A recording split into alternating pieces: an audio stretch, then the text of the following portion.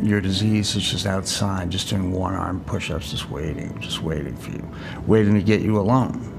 Because alone, you lose to the disease. And now I finally feel okay and feel like I've got some strength. It means that I've developed some safety nets around this. For some reason, it's obviously because I was on Friends, more people will listen to me. So I've got to take advantage of that. I've got to help as many people as I can. And they ran me into the emergency trauma room, and it was in there that my colon exploded. Well, I was put on an ECMO machine. And an ECMO machine, when you talk to any doctor, is a Hail Mary. It is the last thing that you do before people die. And there were 5 people that night that were put on ECMO machine, and I was the only one who survived.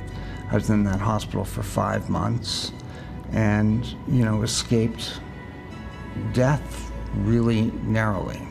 I had never drank before, and I just sort of drank this entire bottle of what was called Anwar's Baby Duck. That was the name of the wine. And I lay in the grass and just was in heaven. And I thought to myself, this must be the way that normal people feel all the time. And I thought that at 14. But, by the time I was 18, I was drinking every day.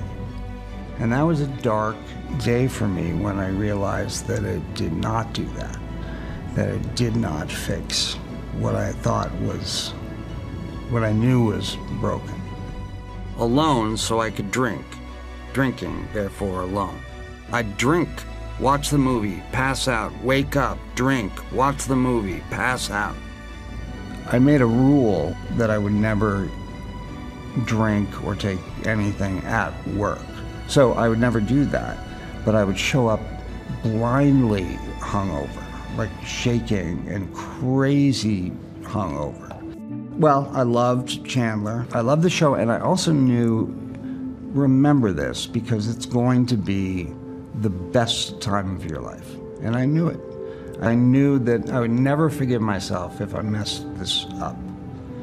Lisa is the funniest, maybe the funniest person I've ever worked with, and just sees the world in a really funny way. Well, how can you not have a crush on Jenny and Courtney and Lisa? So it made it kind of difficult to go to work because I had to pretend that I didn't have these. Well, I had to wake up and realize that I needed to get 55 of them or I was going to be really sick. So I did all sorts of things. I had a bunch of doctors, fake migraines and all that stuff. And I guess the weirdest thing I did was on Sundays I would go to open houses and go to the bathrooms in the open house and see what pills they had in there and steal them. And I think they thought, well, there's no way that Chandler came in and stole from us.